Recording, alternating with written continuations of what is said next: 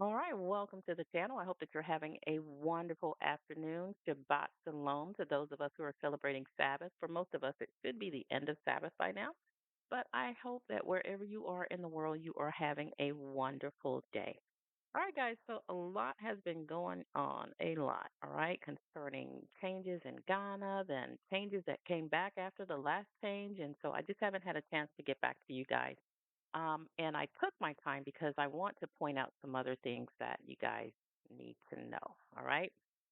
That's not being reported. Some things that, unless you've been in the country, you won't know how they will impact these changes or that the Immigration Department of Ghana has presented to us, right? But today I'm here to talk to you about a more serious, well, that's serious too, but a serious issue that's going on in Ghana right now. It's really, really bad, all right? So on the screen you see here, if you haven't heard, there's this guy that's supposed to be Russian, that has been making the news because he has uploaded images and videos of himself approaching various Ghanaian women, numerous Ghanaian women, more than what's on the screen right here, right? Of all ages, of every walk of life.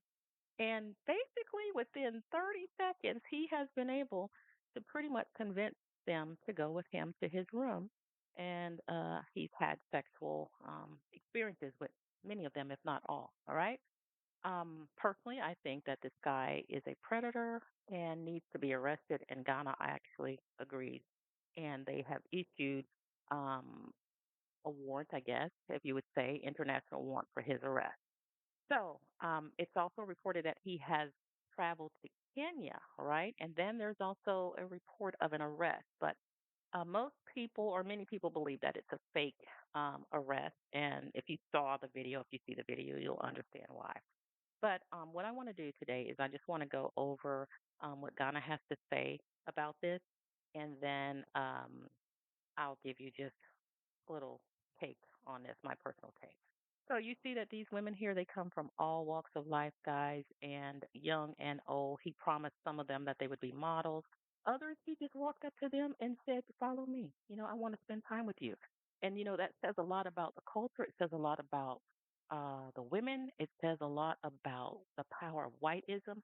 But I also want to point out that for us as the diaspora, this is a lesson, because many people come to Africa with, false concepts of the culture and, how one culture may be better than others or the one that you left. And I want you guys to really, really learn that people are people and people are going to be people all over the world. And so that's no reason to put your guard down. That's no reason to just blindly trust people. You need to be aware.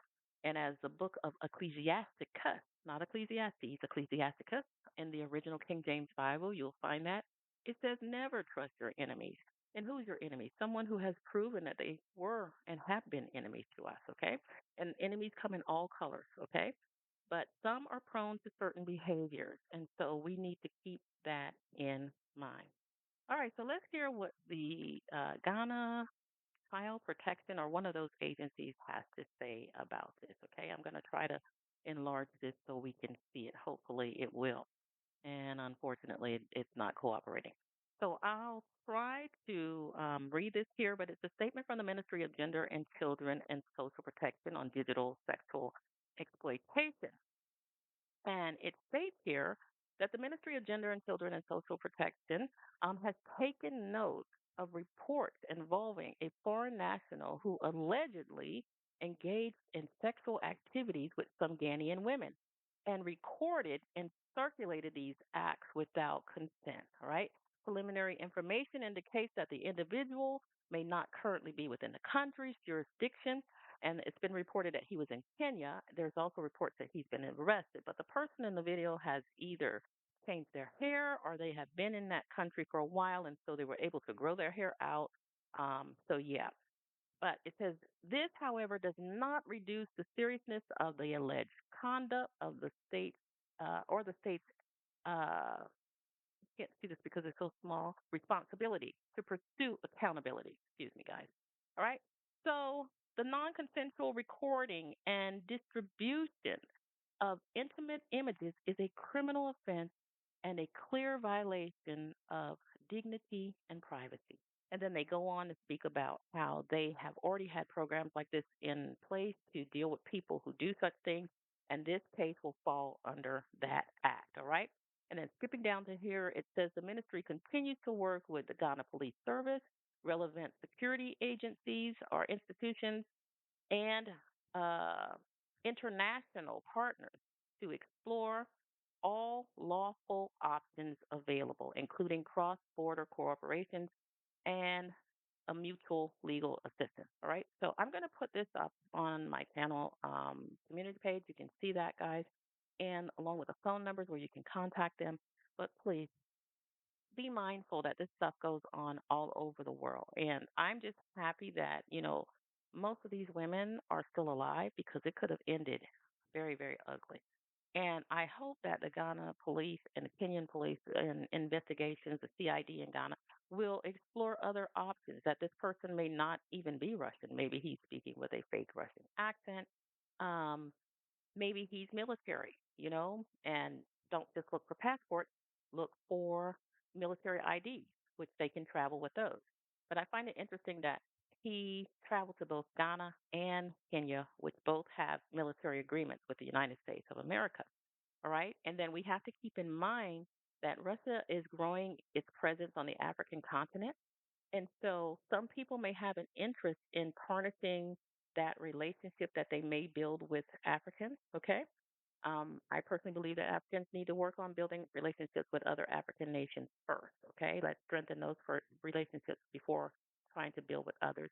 But it doesn't mean that you have to exclude other nations as well. All right. But I just think it's very interesting. So I'm making that point that we consider all options, okay? First, verifying his nationality, then verifying is he a civilian or not, because there are many military uh, you know, operatives, or if you want to call them soldiers, personnel that are on the continent. All right. And so we need to make sure that, we're dealing with what we're thinking we're dealing with. Okay. So, guys, be careful, be mindful, and know that there's a lot going on the continent. Don't assume that you're safe because you are in Africa. It doesn't mean that we have to look at everyone with, the eye of suspicion, but just be careful, be prayerful, and be aware. All right. So I hope that this provides some clarity for those of you who had some information, and it also lets you know what Ghana is doing to deal with this situation. I hope that they bring this guy to justice because it was just totally unfair. Some women, just went very easily. And this also dispels some of the stereotypes, as I said, that some women are better than others and, more virtuous than others. The way they fell, most of them, let's just keep it real, it was shocking. It was really, really shocking. But then there were a couple of them who were clearly preyed upon, and I think some serious charges need to be brought. All right. With that said, you guys have a wonderful day and shalom.